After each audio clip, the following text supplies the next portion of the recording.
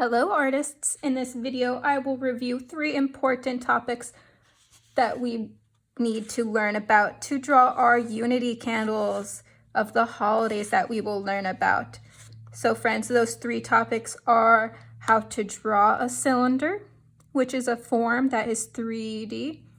And then we will review how to draw contour lines for the stripes that help show the form of our cylinder to make it look more round. And then next, finally, we will learn in this video how to shade to create the illusion of form, which involves leaving a nice highlight in the center of our candlestick or our long cylinder. So friends, first let's look at a cylinder. So here I have a glue stick. This is the 3D form. So if we look on it straight on, we can't see the top of our cylinder. But if we start to tilt it, we start to see that circle. So a cylinder has 2 circles, but we are going to focus on our top circle. So here, if you can see the circle straight on from this perspective, but if I start to tilt it back, the cap no longer looks like a circle. It starts to look more like an oval shape. So let's keep in mind that oval shape when drawing our own cylinder. So here's a circle, but as I move back in space, now it looks from like an oval in this perspective. Okay, so to start your candlestick, we're going to draw 2 parallel lines. So I have 1 line, and then about an inch apart, I'm going to draw another line.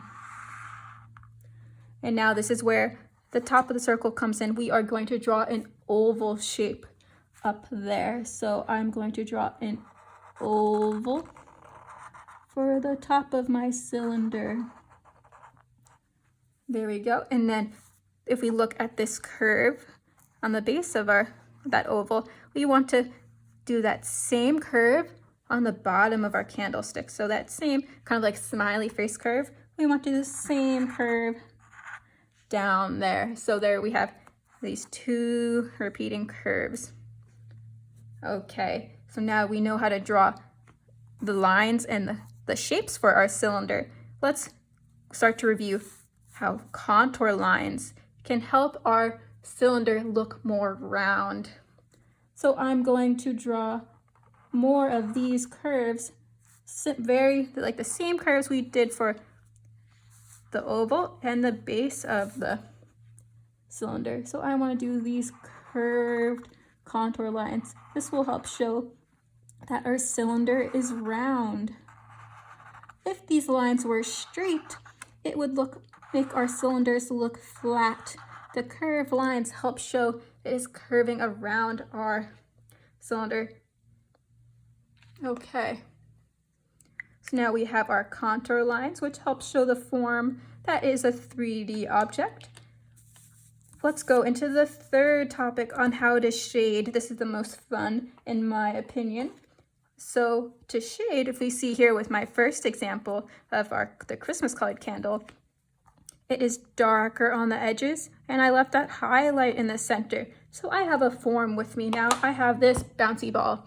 So if we look, there's this white little sparkly area. This is the highlight. This is where the light is shining on it. And then on the edges, it's darker on the edges. So we will keep the same idea in mind. When shading, we want a highlight down the center. So I'm going to use my Hanukkah colors now. So I'm going to use blue, and you can either leave the next color white, or maybe you'd like to shade back with I use some black to shade, or maybe you'd like to use gold or silver. It is up to you. You are the artist, but I'm going to show, I think I'll do blue and silver. So I'm going to start with my blue crayon for my first stripe. So I'm going to shade very lightly, like I'm barely touching the paper. I'm like tickling the paper with my crayon. Have a nice light coat of blue on that first stripe. Then I'm going to go back and darken the edges. But remember, keep that highlight in the center, keep that lighter area of blue there. So there, it's dark over there. I want to do the same layering on the other side. I'm pressing harder, I'm using more pressure now with my crayon. but making sure I don't make that highlight disappear. So there I started to, you can see that highlight, and I can't forget the top of the crayon. So I'm going to shade the whole thing in with that nice coat of blue. Then maybe around the edges, I will darken that too. So there is our first color. So we want to repeat our colors of our holiday in a pattern. So next I'm going to do this silver color. So I will shade the whole candle lightly and I'll go back and darken those edges.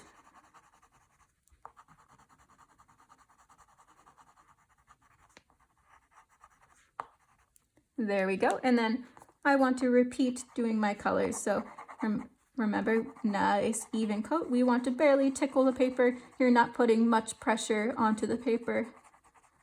So there I have my first coat of blue. And now this is when you start adding more pressure. When you start coloring in the edges, I'm gonna start to go lighter when I hit that highlight. There we go. Now I need to do the other side. Pressing harder now. So I like crayons. They're nice to layer and shade quickly, but you may use colored pencils. But if you don't have either, you can do a solid color with a marker. That is fine too. So you want to keep repeating. So I would need a silver underneath this.